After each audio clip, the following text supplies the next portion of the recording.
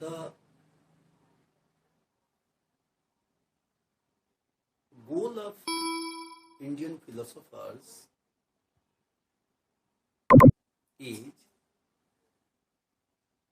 to attain liberation, and thus liberation is the summum bonum of life. On account of this, it is said that Indian philosophy is not a way of thinking like Western philosophy, but Indian philosophy is the way of life, which main goal is to attain liberation or salvation in this life. And this is the point which differentiate Indian philosophy from Western philosophy.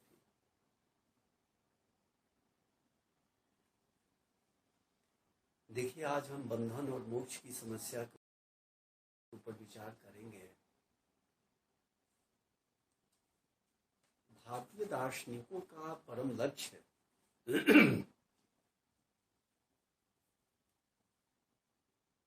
ईश्वर और आत्मा के ऊपर चिंतन करना नहीं था,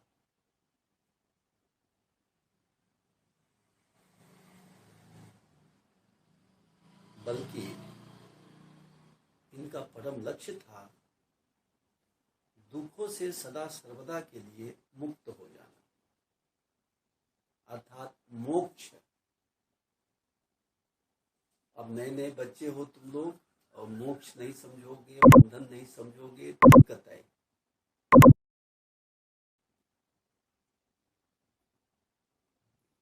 आप लोगों के मन में ऊब भी हो रहा होगा कि ये मोक्ष क्या होगा, ये दकियानुसी विचार, किसी जीवन में रहो, एंजॉय करो। तो आप लोग चरवाक फिलोसफी को बहुत लाइक करते हो। ईट ड्रिंक एंड बी मेरी, खाओ पियो मौज करो, ये चरवाक फिलोसफी। तो भारतीय दार्शनिकों का जो लक्ष्य था वो मोक्ष प्राप्त करना था।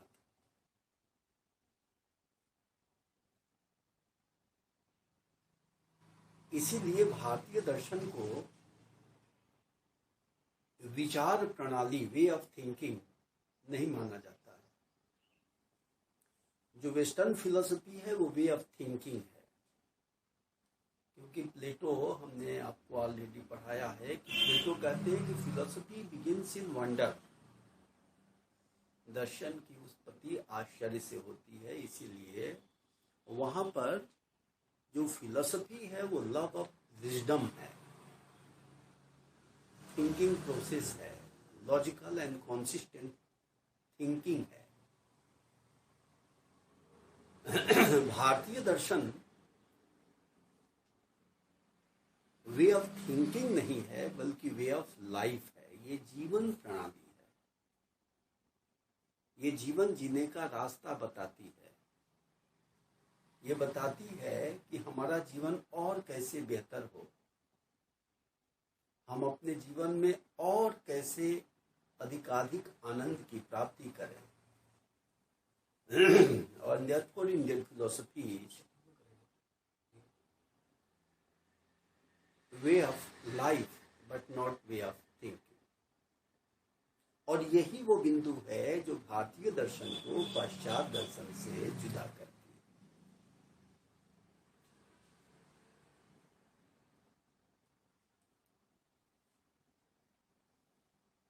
The goal of Indian philosophers is to free from all kinds of misery or suffering।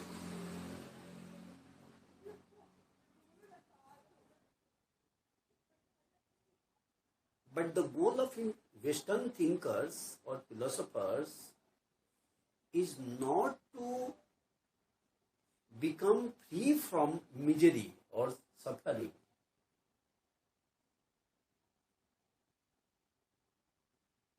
but to get logical and consistent thinking in their thought. पाश्चात्य दर्शन बौद्धिक जिज्ञासा है, भारतीय दर्शन का आरंभ दुख से हुआ है, ये हम लोग पहले पढ़ चुके हैं। तो भारतीय दर्शन केवल बौद्धिक जिज्ञासा नहीं है, बल्कि इसका जो मेन गोल है वो है दुख से मुक्त होना। मिजरी इज बॉन्डेज,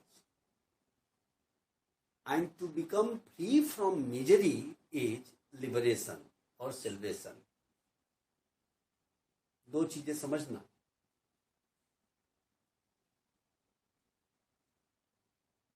दुख ही बंधन है।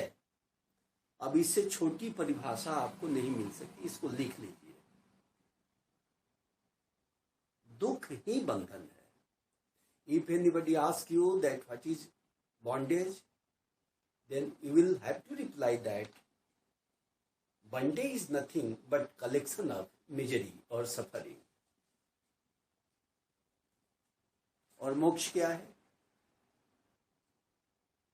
Naturally, liberation is opposite of bondage, and bondage is misery, collection of misery, and therefore liberation is to become free from all kinds of misery.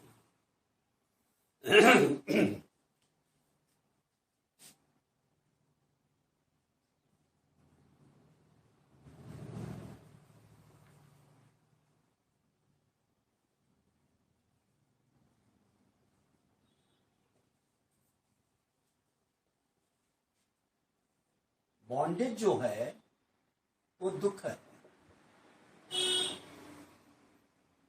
और जो लिबरेशन है वो दुख मुक्ति है।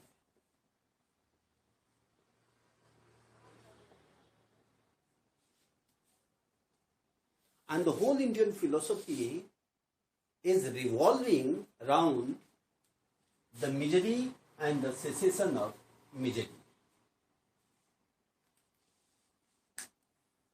संपूर्ण भारतीय दर्शन, ध्यान रखना बेटे, बीए फर्स्ट ईयर में हो या जो और आगे के जो बच्चे हैं जो वीडियो देख रहे हैं, वो ध्यान रखेंगे कि भारतीय दर्शन, the initial point of Indian philosophy is misery, suffering, but this is not an end of Indian philosophy. The summum bonum of Indian philosophy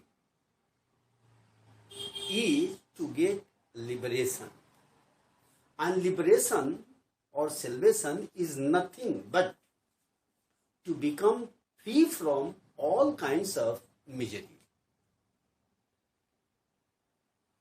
इस चीज को अच्छी तरह दिमाग में बैठा लीजिए कि जो बंधन है वही दुख है, या दुख का कारण बंधन है। और जो मोक्ष है वो दुख मुक्ति है।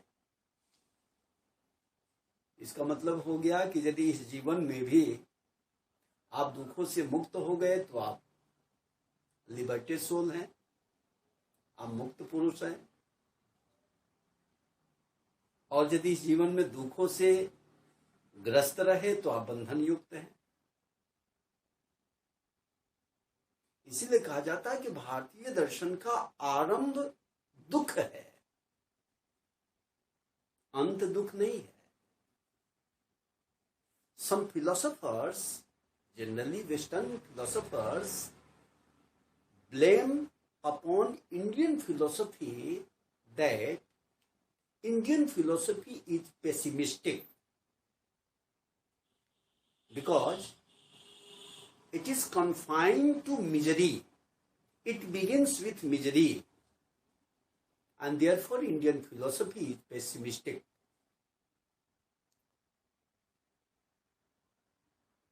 But this comment is not sound. Well, the beginning of Indian philosophy is misery or suffering, but the end of Indian philosophy is to become free from all kinds of misery. That is to attain infinite pleasure and bliss. And therefore, Indian philosophy is optimistic. बेटे, भारतीय दर्शन के ऊपर generally ये blame किया जाता है कि भारतीय दर्शन नैराश्यवादी है। नैराश्यवादी इसलिए है, पेसिमिस्टिक इसलिए है क्योंकि ये दुख की बात करता है। लेकिन ध्यान रखिएगा कि भारतीय दर्शन पेसिमिस्टिक नहीं है, नैराश्यवादी नहीं है, क्योंकि दुख इसका आरंभ है, अंत नहीं है।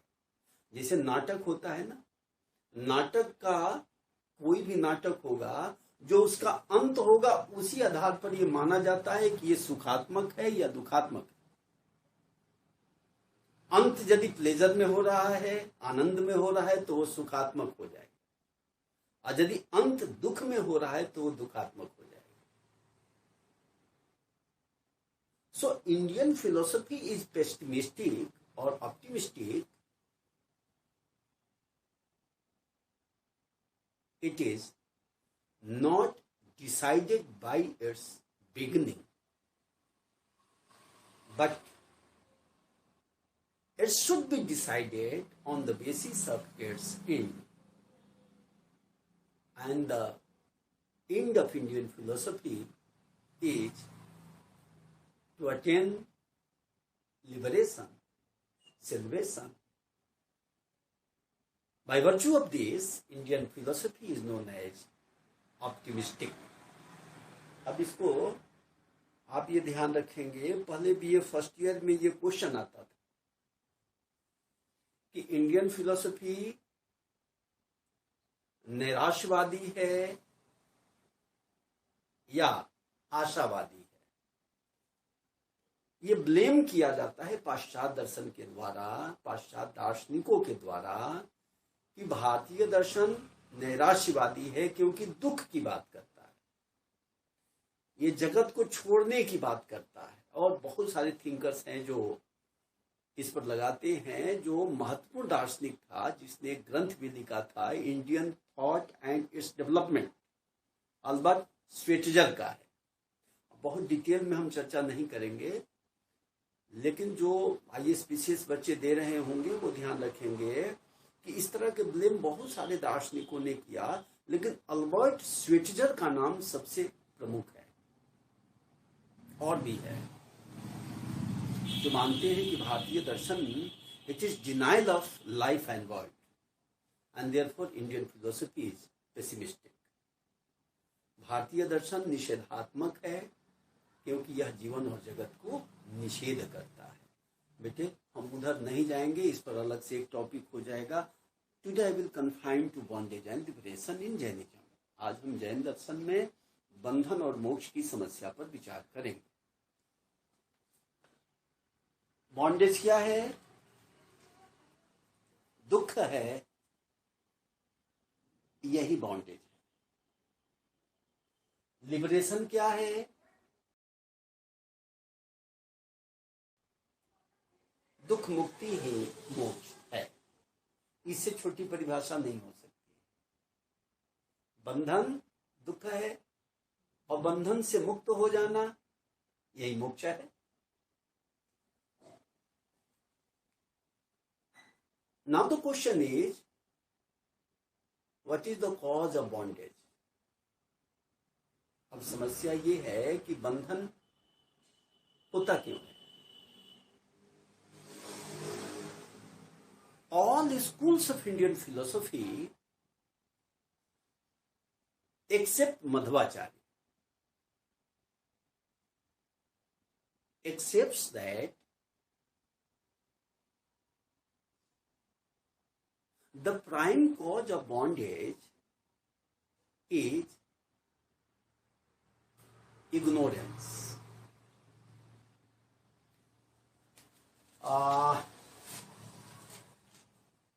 जो बंधन है इसका कारण क्या है, तो संपूर्ण भारतीय दार्शनिक इस मत पर सहमत हैं मध्वाचार्य को छोड़ करके कि जो अविद्या है यही हमारे दुखों का मूल कारण है। Ignorance is the main cause of bondage. Now the question is, what is the cause of ignorance? ये ठीक है कि दुख का कारण अविद्या है, लेकिन आपके मन में ये प्रश्न उठा होगा, नहीं उठा तो उठना चाहिए, क्योंकि फिलॉसफी तो क्वेश्चन करती है। If there is no question there is no philosophy. एक दार्शनिक है जी मूर, वो कहता है कि अच्छा दार्शनिक वो नहीं है जो अच्छा उत्तर देता है, but a good philosopher is that person who read beautiful questions. So the goal of the philosophers are those who raise beautiful questions. The goal of philosophers should not be to reply answer of the question, but the goal of Indian philosophy or philosophers is to raise some beautiful questions. दार्शनिक अच्छा वो होता है जो अच्छा प्रश्न करता है, अच्छा दार्शनिक वो नहीं है जो उत्तर देता है। दुख का कारण अविद्या है या बंधन अविद्या है? अविद्या कहां से आई?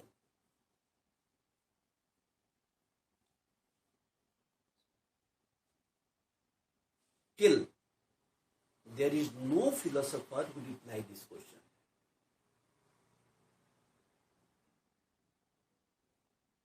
Philosophers here say that ignorance is beginningless. Jiva is also beginningless. And the relation between Jiva and ignorance is also beginningless. तीन चीजें अनादि हैं। बिगिनिंगलेस मतलब अनादि। देखिए ये जीव है,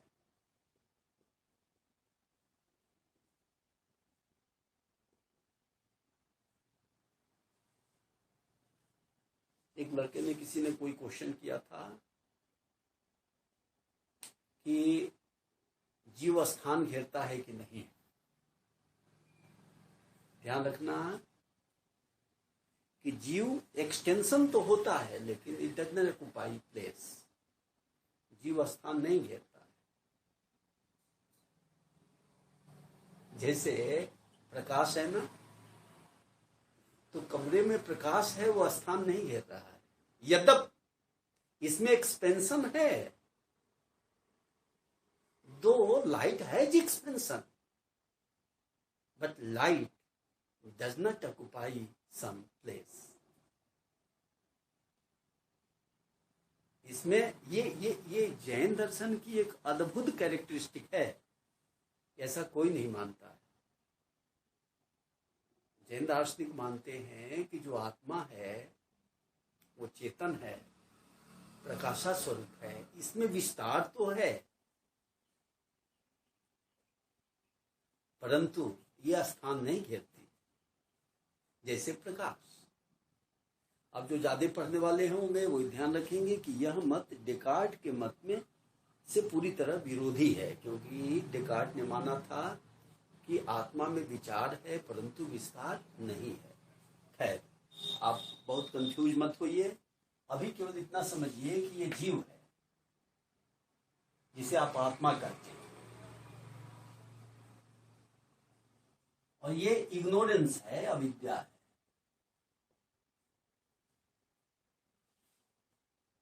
जीव भी अनादि है, अविद्या भी अनादि है, और जीव और अविद्या का संबंध भी अनादि है।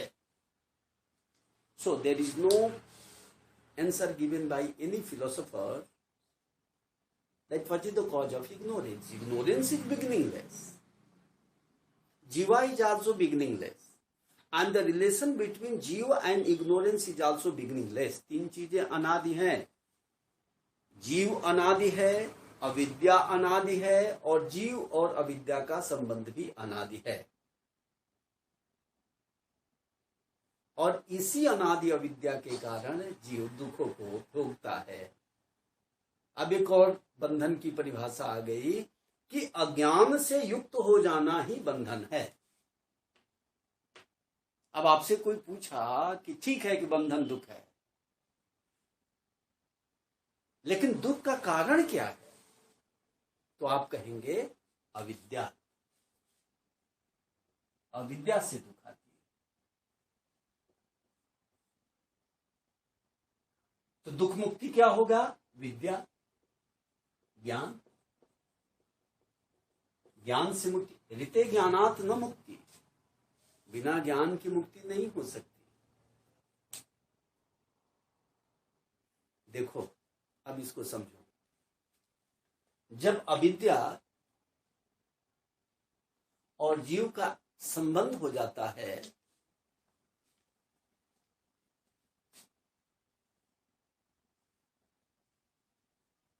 तो ये जीव को अविद्या ने घेर लिया,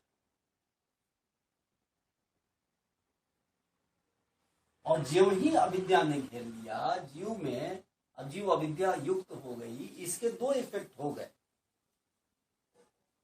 ignorance you can't experience by any device. Any kind of device can't observe or locate the ignorance. But you can observe its effect in your life. Just like a pen drive.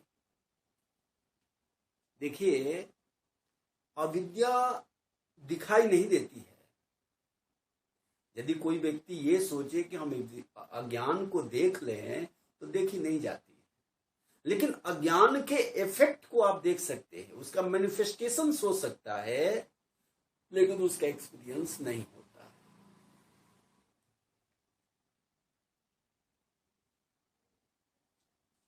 क्या manifestation होगा?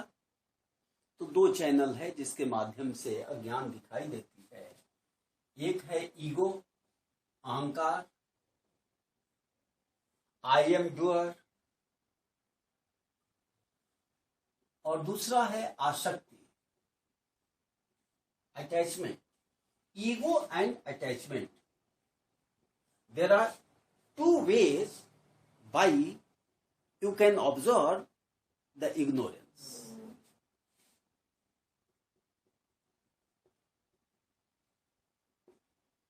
ये दो ही channel है जिसके माध्यम से जो अविद्या है वो मैनिफेस्ट होती है आपके व्यवहार में। मैंने फिर से बताया कि अविद्या देखी नहीं जाती है, बल्कि उसका मैनिफेस्टेशन होता है आपके व्यवहार। अहंकार का मतलब मैं ही हूं, मैंने ऐसा किया, ये मेरा है, मैं बहुत सुंदर हूं, ये मेरा घर है। अहम, मैं ही करता हूं, आई एम डूअर। कुरुक्षेत्र के युद्ध में अर्जुन ने कहा कि मैंने ही युद्ध जीता है। ये अहम को प्रदर्शित करता है। आई जो टर्म है ना बेटा, first person singular number, first person singular number आई।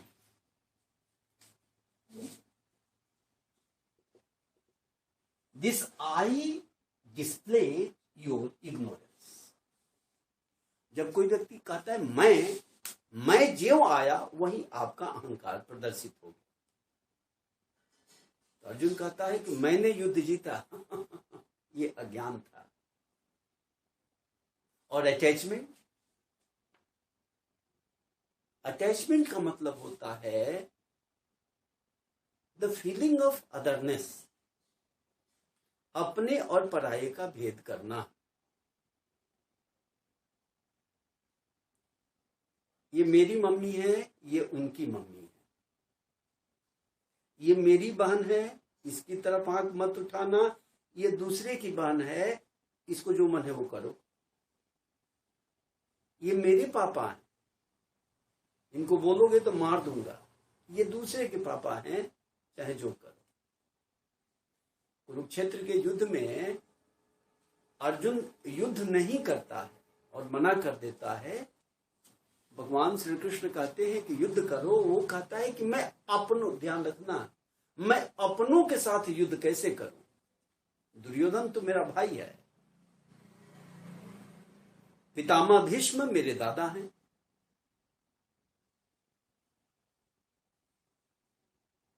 गुरु द्रोण ये मेरे गुरु हैं,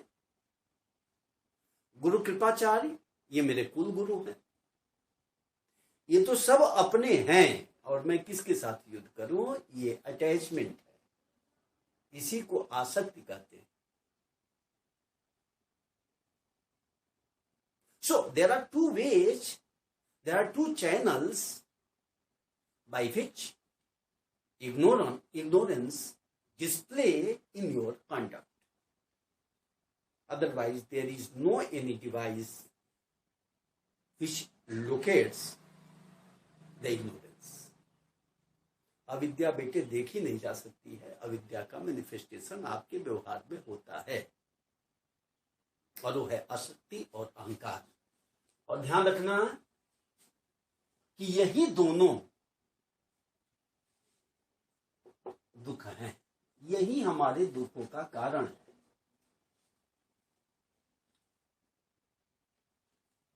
अब जरा देखो साइंटिफिकली, तुम लोग सब लोग साइंस के विद्यार्थी हो ना, अधिकांश बच्चे इसमें लगभग 95% स्टूडेंट साइंस बैकग्राउंड के हैं। साइंस कहने का मतलब यह है कि वो याद नहीं कर सकते, वो समझ सकते हैं। साइंस के बच्चे रट नहीं सकते हैं, समझ सकते हैं। हालांकि कुछ बच्चे रटते भी हैं। मैं बताऊं, हम लोग के साथ एक लड़का था, वो मित्तल की किताब फिजिक्स में रट लिया पूरा, और क्वेश्चन आ गया तो समझ ही में नहीं आता था। तो खोलता था हम लोगों को कि बताओ बेटे, ये बताओ इसमें किस पेज से किस पेज तक लिखना है। वो आगे वाले को खुद एक इधर केवल पेज बता दीजिए, मारे रट्टा मारे हुए तुरंत लिख लेता था, लेकिन पेज बताना पड़ेगा। देखो, अब तुम्हारे पास पूरी इंडियन फिलोसफी की पिक्चर आ गई। जब भी बॉन्डेज और लिबरेशन से क्वेश्चन आवे तो इस पिक्चर को ड्रा कर दे। जो भी जानकार होगा वो जान जाएगा कि बेटे ने फिलोसफी को डाइजेस्ट किया है, याद नहीं किया। देखो इधर देखो, दुख यहां से शुरू करो। अविद्या ने जीव को घेर लिया, उसका डिस्प्ले अहंकार आसक्ति से हुआ, और यही हमारे दुखों का मूल कारण है। तो यदि कोई ये पूछे कि बंधन का कारण क्या, देखो एक चीज और बीच में ला सकते हो, अहंकार और आसक्ति से युक्त हो जाना ही बंधन है। यहां पर एक स्टेप और ले आओ, ये बंधन है और इसका जो रिजल्ट होगा वो दुख होगा।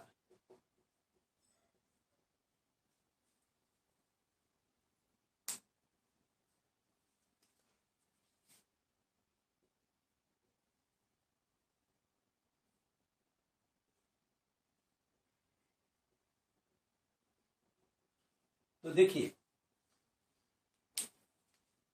The main cause of misery is here ignorance. Ignorance hides the real nature of Jiva, and Jiva understand that I am doer. Jiva attachment, it concerned with attachment and ego. This is bondage, and its result is misery. तो दुख का कारण क्या है? यदि कोई आपसे पूछे कि बंधन तो दुख है, लेकिन दुख का कारण क्या है, तो आप क्या कहेंगे? अज्ञान है। अज्ञान, अहंकार, अज्ञान ने जीव को घेर लिया। जीव अहंकार आसक्ति से युक्त हो गया, और जब अहंकार आसक्ति से युक्त हो गया तो यही बंधन कहलाता है। बंधन रस्सी से बांधना नहीं है, पगहा में बैल को बांधना, बल्कि बंधन अहंकार आसक्ति से युक्त हो जाना है। जो व्यक्ति अहंकारी है वो बंधन में है, जो आसक्त युक्त है वो बंधन में है, और यही आपके दुखों का मूल कारण है। आपको किसी लड़की से अफेयर हो गया, मान लो सुंदर है, आपने देखा, प्रेम मोहब्बत हो गया, तो आपको अटैचमेंट हो गया ना, तो आप बंधन में गुरु फंस गए।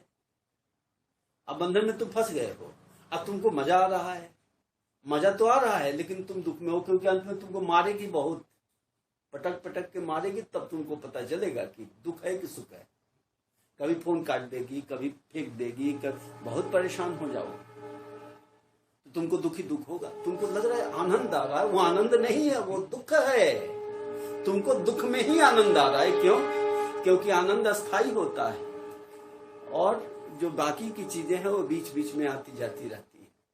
भारतीय परंपरा में सुख और आनंद में अंतर किया गया है। डिटेल में चर्चा नहीं करना है, आप इतनी बातें जान जाइए। क्लियर हुआ? अब ध्यान रखना कि स्पेशली जैनिज्म में, ये तो संपूर्ण भारतीय दर्शन का एक खाका हो गया, लेकिन स्पेशली जो जैनिज्म है, उस जैनिज्म में अविद्या भी 5 तरह की मानी गई। मिथ्यात्व, अविरति, प्रमाद, कषाय और योग। These are 5 types of ignorance have been accepted in Jainism. Mithyatva means the lack of discrimination between right and wrong. Jain दर्शन में अविद्या भी 5 तरह की मानी गई है। मध्वाचार्य के दर्शन में भी 5 तरह की अविद्या मानी गई है। जो हायर लेवल के बच्चे होंगे वो ध्यान रखेंगे, लेकिन यहां अभी डिस्कस नहीं करेंगे। जनरली अविद्या का कोई रूप नहीं माना गया है, लेकिन जैन दर्शन और मध्वाचार्य में स्पेशली इसको डिफाइन किया गया है। तो पहला अविद्या का रूप है मिथ्यात्व। मिथ्यात्व का मतलब होता है उचित अनुचित का विवेक न होना, lack of discrimination between right and wrong. सही क्या है, गलत क्या है, ये जान ना पाना। पापा कह रहे हैं कि बेटा पढ़ो, और आप कह रहे हैं कि पापा हम तो मोबाइल चलाएंगे, ये आपका अज्ञान है। पापा कह रहे हैं बेटा पढ़ो, नौकरी कर लो, अब बेटा कह रहे हो अभी तो मैं ऐश करूंगा, पीवीआर में लहराऊंगा, जीवन में आनंद नहीं आया, गधे हो तुम, पापा की बात मान लो। तो देखो, उचित अनुचित का भेद न, सही क्या है गलत क्या है, ये न जान पाना, इसी को मिथ्यात्व कहते हैं। अविरत, अविरत means attachment, attachment with anything. It may be material things like enjoyment, self-indulgence. It may be a spiritual thing that I want a liberation. Attachment is attachment. देखो, बंधन चाहे रस्सी से बांधो और चाहे सोने की चेन से बांधो, बंधन तो बंधन है। उसी तरह any kind of attachment is known as अविरत। अविरत का मतलब होता है तो वैराग्य का अभाव अर्थात आसक्ति।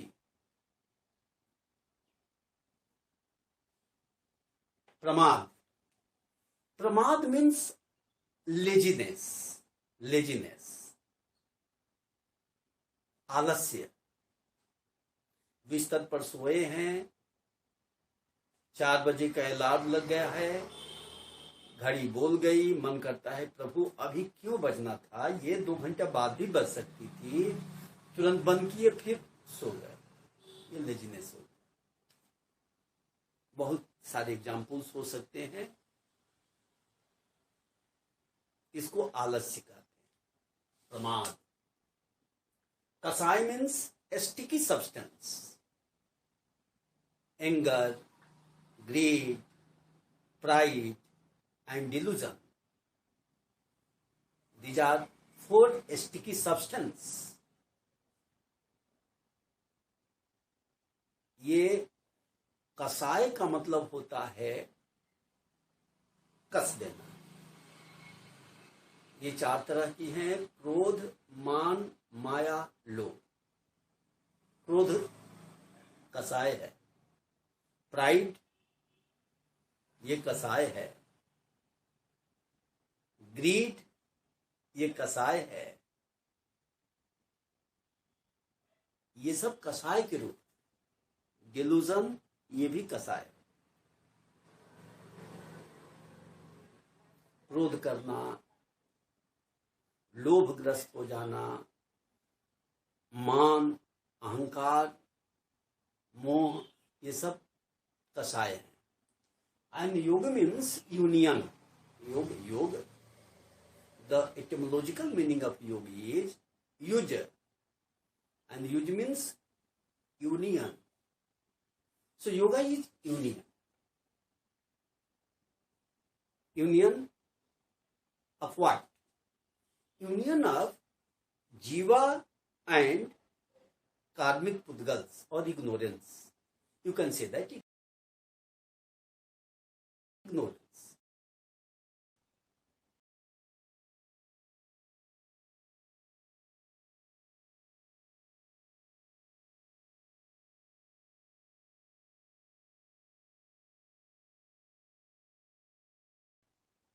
This is the union of jiva and ignorance. देखो यहां अविद्या है, यहां जीव है। जब दोनों का मिल करके जीव, अविद्या ने जीव को घेर लिया, तो ये प्रक्रिया योग कहलाती है। So these are 5 types of ignorance have been accepted in Jainism. मिथ्या तो अविरत, प्रमाद, कसाय एंड योग। And this ignorance is the prime cause of bondage and ultimately the cause of misery. तो बेटा एक स्टेप आपने पढ़ लिया, बंधन। बंधन क्या है, बंधन का कारण क्या है और बंधन का परिणाम क्या है, ये 3 स्टेप्स मैंने पढ़ा लिया। बंधन क्या है? अहंकार और आसक्ति से युक्त हो जाना बंधन है। बंधन का कारण क्या है, लिख लो। बंधन का कारण क्या है? So the cause of bondage is ignorance, beginningless ignorance, or ignorance is beginningless. There is no need a beginningless. Ignorance is always beginningless. तो देखिए, बंधन है अहंकार और आसक्ति से युक्त हो जाना बंधन है। और बंधन का कारण क्या है? अविद्या है। और इस अविद्या का अल्टीमेटली रिजल्ट क्या होगा? ये दुख होगा। तो एक स्टेप आपका खत्म हो गया। Now I will discuss focus on salvation और लिबरेशन। आप दुख में हैं तो दुख मुक्त होना चाहेंगे ना, कि दुखी में रहना चाहेंगे? Everyone wants to get liberation. He wants to free from misery, suffering. And to become free from misery is salvation. दुखों से मुक्त हो जाना ही मोक्ष है। इन जैनिज्म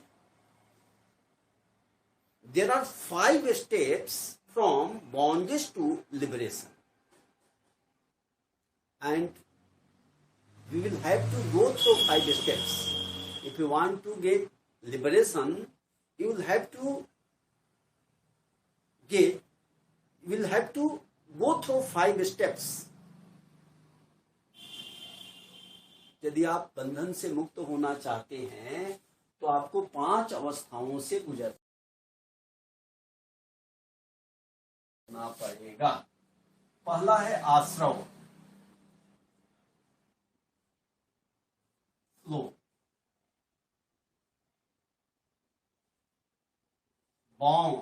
बंध, बॉन्डेज,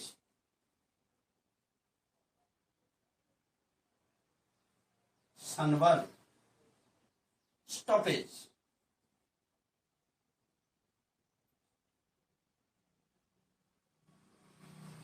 स्टॉपेज में डबल पी होता है ना? निर्जरा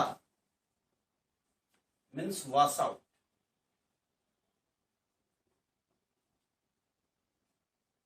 and the 5th stage is moksha, liberation.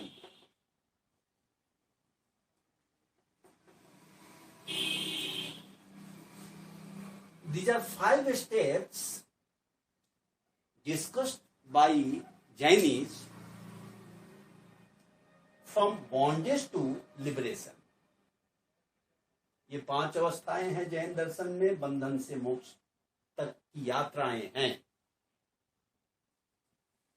Let us discuss one by one. आश्रव means flow. आश्रव का मतलब होता है बहाव, मूवमेंट और फ्लो। अब एक चीज जो हायर लेवल पर बच्चे होंगे वो ध्यान रखेंगे कि हर एक के 2 स्टेप माने गए हैं। आश्रव, बंध, संवर, निजरा और मोक्ष, हर एक में 2 स्टेप्स हैं। भावाश्रव, द्रव्याश्रव, भाव बंध, द्रव्य बंध, भाव संवर, द्रव्य संवर। निर्जरा भी 2 है, सविपाक निर्जरा, अविपाक निर्जरा। मोक्ष भी 2 तरह का है, जीवन मुक्ति और विदेह मुक्ति। बट आपके लिए इतना जरूरी नहीं है, आप ये फर्स्ट ईयर में हो, आप इतने केवल एक स्टेप समझो। आश्रम means flow of karmic pudgalas towards जीवा। ऐसे समझिए कि ये जीव है और ये अज्ञान है।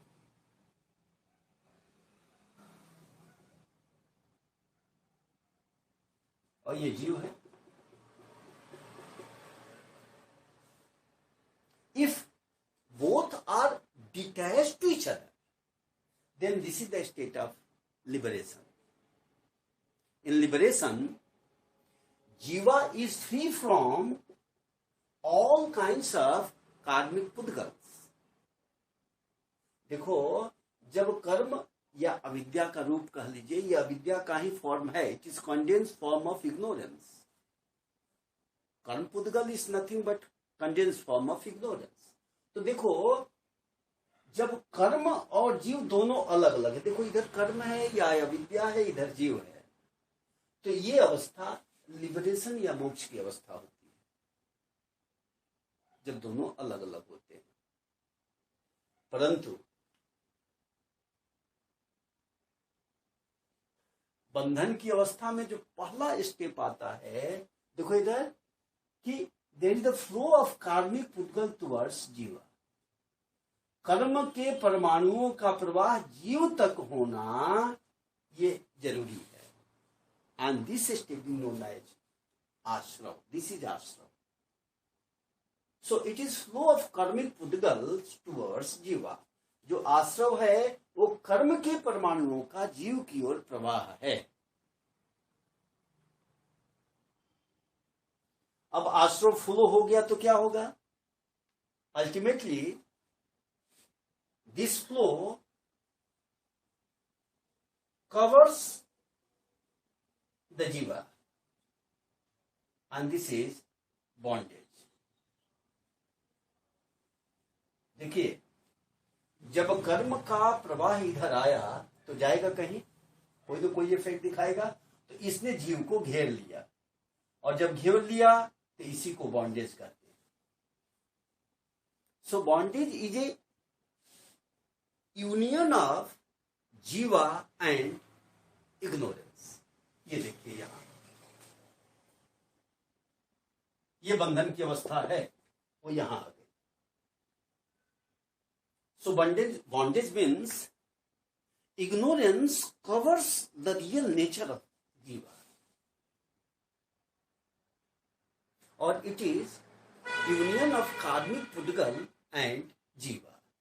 कर्म परमाणु और जीव के बीच जो संबंध हो गया, यही बंधन है.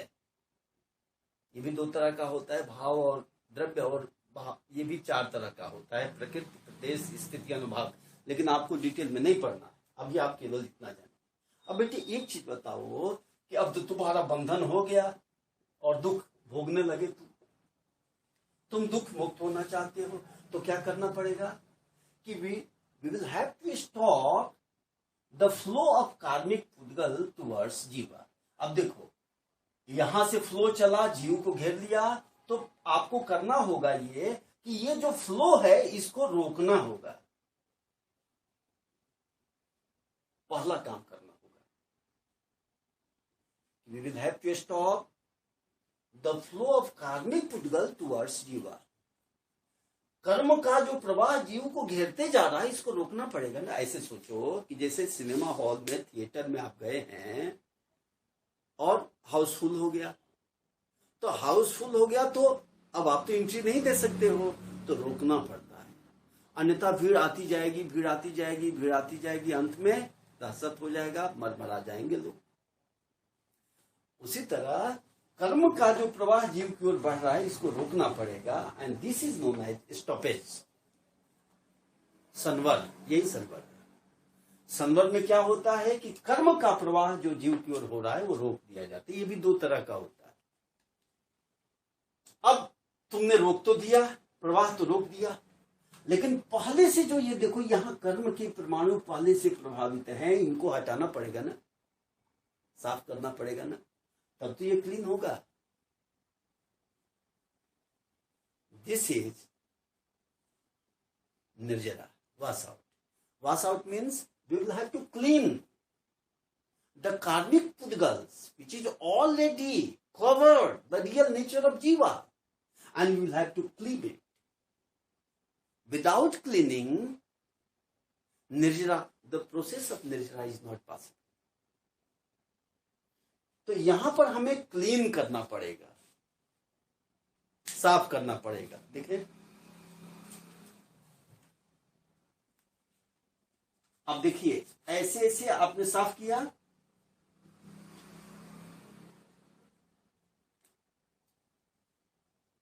इसी को निर्जरा कहते हैं, वॉश आउट. साफ हो गया. अब साफ हो गया तो तीन काम हो गया. कर्म का जो प्रवाह है वो रुक गया, ये संवर हो गया. लेकिन जो पहले के कर्म पुद्गल थे उनको हमने साफ कर दिया, तो ये निर्जरा हो गया. और आप देख रहे हैं ये निर्जरा ही मोक्ष है, क्योंकि यहां पर जीव अपने मूल रूप में आ गया. बिल्कुल जैसे कोई बच्चा है, शरीर में गंदगी लगी है, जैसे आप खेल कूद कर आते हैं, आप जो शहर में बच्चा पैदा होते हैं वो क्या जाने धूल गर्दा क्या होता है. जो गांव के बच्चे हैं वो कबड्डी खेल रहे हैं, पटका पटकी हो रहा है, उसमें एक दूसरे पर चढ़े हुए हैं, पटक रहे हैं, तो धूल गर्दा शरीर पर लगा हुआ है. बंधन वही समझो. तो जब खेल बंद तो गंदगी आना बंद. स्टॉपेज जिसको कहोगे. और तब आके घर पे नहा लिए, मन साफ हो गया, वो निर्जरा हो गया. क्लीन कर लेना, और जब साफ हो गए तो ये मोक्ष हो गया. तो निर्जरा ही मोक्ष है. आइए, इसमें एक बार क्वेश्चन था कि व्हाट इज मोक्षा, लिबरेशन. तो आप कहेंगे कि निर्जरा ही मोक्ष है, और इसमें क्या होता है कि नए कर्म का फ्लो रुक गया और पुराने कर्म का जो प्रवाह था वो भी साफ हो गया, जो पहले से थे उनको भी हटा दिया गया, तो पूरा रूम क्लीन हो गया। यही मोक्ष है। मोक्ष दो तरह का होता है, एक जीवन मुक्ति और दूसरा विदेह मुक्ति। जीवन मुक्ति means whenever jiva become free from ignorance, then this is jivan mukti. In the jivan mukti, this physical body exists. You are only free from ignorance, but not free from this physical body. And the prime cause of misery is not body, but the prime cause of misery is ignorance. So whenever you get enlightenment, you become free from misery. You become free from ignorance. It doesn't mean that after getting enlightenment, you will die. No. In this life, in this present life, whenever you attain knowledge, then you become free from ignorance. This is Jivan Mukti. In Jivan Mukti, your body will exist, but you become free from ignorance. But after the death, you will get final salvation, and which is known as liberation. This is Videha Mukti. So जीवन मुक्ति means आप ऐसे सोचो कि जीवन रहते हुए मुक्त हो जाना, ये जीवन मुक्ति है। और जब शरीर का अंत हो जाए तो वो विदेह मुक्ति होता है, बिना देह का। विदेह मतलब बिना देह का। जीवन मुक्ति मतलब जीवन रहते। जब जीव को ज्ञान होता है तो जीव मुक्त हो जाता है, ज्ञान होते ही जीव मुक्त हो जाता है, वही जीवन मुक्ति हो जाती है। ज्ञान होते ही जीव मुक्त हो जाता है, वही जीवन मुक्ति हो जाती है। मैं जिंदगी का साथ निभाता चला गया, सुना है ना, और हर फिक्र को धुएं में उड़ाता चला गया।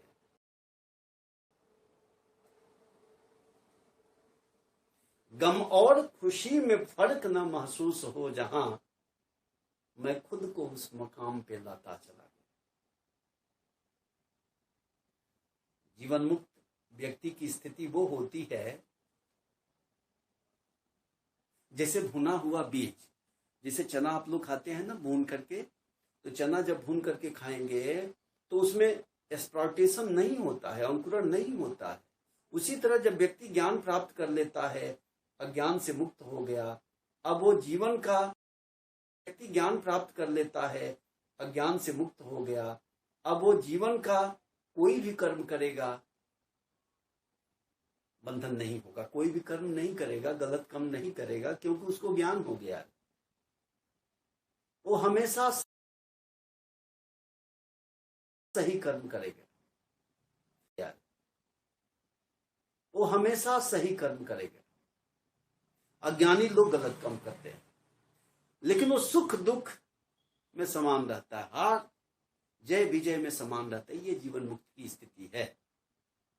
अब दो चीजें 2 मिनट में ये समझ लीजिए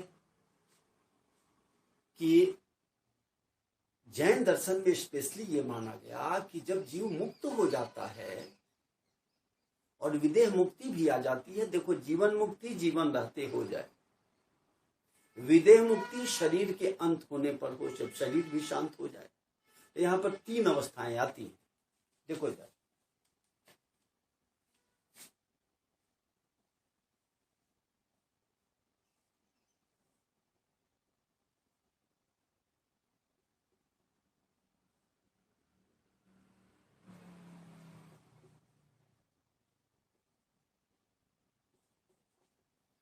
मान लो कि ये जीव है, कोई व्यक्ति है, और ये आत्मा है। तो जब अज्ञान खत्म हो जाता है, शरीर शांत हो जाता है, तो तीन अवस्थाएं क्या क्या आती हैं? The separation of physical body and jiva, this is the first step. जब शरीर और आत्मा का संबंध विच्छेद हो जाता है, अर्थात आत्मा इस शरीर को छोड़ देता है, and the second step is then जीवा moves upward. There is a movement upward. This is the upward movement. तब जीवा ऊर्ध्वगमन करता है, ऊपर की ओर गति करता है. This is the second step. And the third step is ultimately जीवा self-situated in Siddhasila.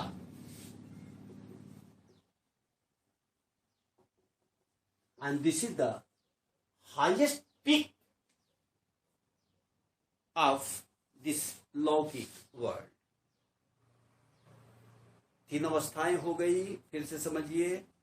पहली अवस्था कि शरीर और आत्मा का संबंध विच्छेद होना. दूसरी अवस्था कि जीव का ऊर्ध्वगमन करना, ऊपर की ओर गति करना. और तीसरी अवस्था जब जीव अल्टीमेटली ये सिद्धशिला में पहुंच जाता है. और सभी जैनी मानते हैं कि जो सिद्धशिला है यही हाईएस्ट गोल है, इसके ऊपर कोई गति नहीं है, इसके ऊपर मूवमेंट ही नहीं है. परंतु ये होगा कैसे? इसके लिए जैन दर्शन में त्रिरत्न मार्ग की बात की गई है. Right faith, right knowledge and right conduct. It is also known as Triratna, three jewels of Jainism. Right faith means unconditional belief upon Tirthankars or Jainis sacred books. देखिए, जैन दर्शन में मोक्ष का जो मार्ग है उसको त्रिरत्न मार्ग कहा जाता है. त्रिरत्न इसमें है सम्यक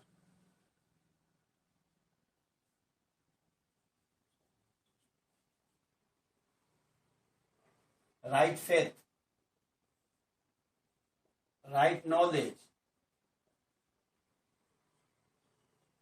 राइट कंडक्ट.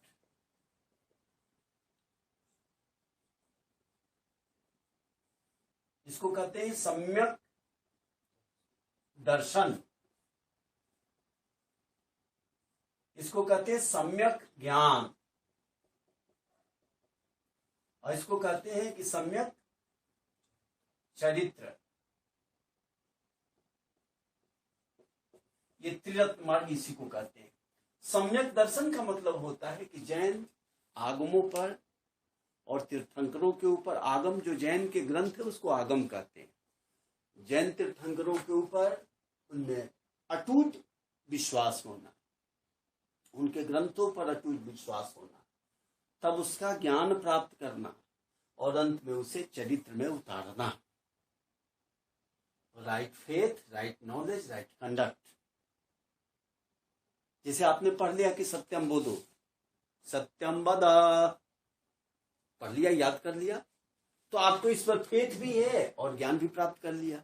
अब मान लो कि दिन भर झूठ बोल रहे हैं, आप कहे सत्यम वद, दिन में 50 भी. अब मान लो कि दिन भर झूठ बोल रहे हैं, आप कहे सत्यम वद, दिन में 50 भी झूठ बोलते हैं. पहले भर झूठ बोलो, सत्यम वद, पढ़ लिया, याद कर लिया, तो आपको इस पर फेथ भी है और ज्ञान भी प्राप्त कर लिया. अब मान लो कि दिन भर झूठ बोल रहे हैं, आप कहे सत्यम वद, दिन में 50 भी झूठ बोलते हैं. पहले 10 बार बोलते थे, अब 20 बार झूठ बोलने लगे, तो सम्यक चरित्र नहीं हुआ. उसे आचरण में धारण करना पड़ेगा. और इसके लिए पंच महाव्रत की चर्चा की गई. अहिंसा, सत्य, स्त्रेय, अपरिग्रह और ब्रह्मचर्य.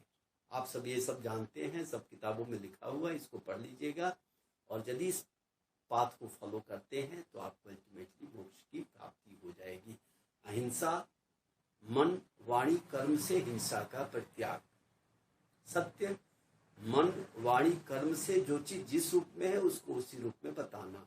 अस्तेय, चोरी न करना। Abstinence from stealing. Abstinence from all kind of injury. Abstinence from falsehood. Abstinence from stealing. Abstinence from attachment, and abstinence from self-indulgence. This is 5 महाव्रत। सा, सत्य, स्तेय। स्तेय का मतलब होता है चोरी न करना। तो चोरी न करिए, लेकिन दूसरे को चाहते रहिए कि तुम करो, तो ये भी वर्जित है।